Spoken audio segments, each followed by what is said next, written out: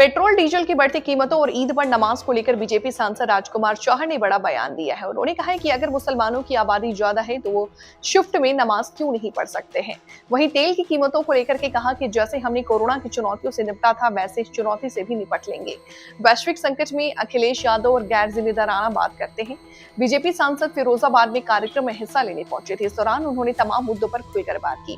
Petrol diesel के दामों को उन्होंने वैश्विक संकट करार दिया। उन्होंने कहा कि समय पूरी दुनिया के सामने ईरान और अमेरिका के बीच चल रहे युद्ध के कारण अनिश्चितता के हालात बने हुए हैं।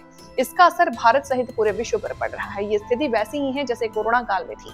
प्रधानमंत्री मोदी के नेतृत्व में सराहना करते हुए जनता से अपील की कि जिस तरह हमने कोरोना में चुनौतियों को मात दी थी वैसे ही हमें संकट से भी उबरेंगे।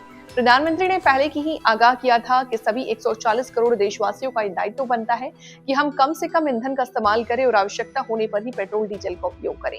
सपा प्रमुख अखिलेश यादव द्वारा पेट्रोल डीजल की महंगाई पर साइकिल चलाने की सलाह दिए जाने के बयान पर पलटवार करते हुए राजकुमार चौहान ने कहा कि मुख्यमंत्री रहने के बावजूद अखिलेश यादव में राजनीतिक परिपक्वता है कमी है।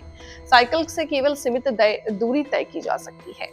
ईश्वर उन्हें सद्बुद्धि दे और वो ऐसे वैश्विक संकट के समय गैर जिम्मेदाराना बयानबाजी कर रहे हैं। भीषण गर्मी में यूपी में हो रही बिजली कटौती के सवाल पर बीजेपी सांसद ने कहा कि मुख्यमंत्री योगी आदित्यनाथ इस समस्या के लिए बेहद गंभीर हैं। उन्होंने हाल ही में अधिकारियों के साथ उच्च स्तरीय बैठक की। तकनीकी कारणों से कुछ दिक्कतें जरूर आई, लेकिन केंद्र और प्रदेश सरकार मिलकर जल्द ही उपभोक्ताओं की समस्या से पूरी तरह निजात दिलाएगी। बकरीद पर खुले में नमाज और कुर्बानी पर राजकुमार चौहान ने यूपी सरकार के फैसलों की सराहना की और कहा, परंपराएं अपनी जगह है, त्योहार मनाइए, लेकिन सड़क पर नमाज पढ़ने या कुर्बानी देने का कोई औचित्य नहीं। मैंने चांदनी चौक में देखा है कि मुस्लिम परिवारों में जगह कम होने के कारण लोग 3-3, 4-4 घंटे की शिफ्ट में सोते हैं। जब एक घर में 30 से 40 लोग शिफ्ट में सो सकते हैं तो मस्जिदों में शिफ्ट बनाकर नमाज क्यों नहीं पढ़ सकते। यदि आबादी ज्यादा है तो शिफ्ट में नमाज अदा करें। राजनीति हो या क्रिकेट, देश विदेश की ब्रेकिंग हो या आपके मोहल्ले की बड़ी खबर, सब मिलेगा एक ही ऐप में, सबसे तेज और भरोसेमंद।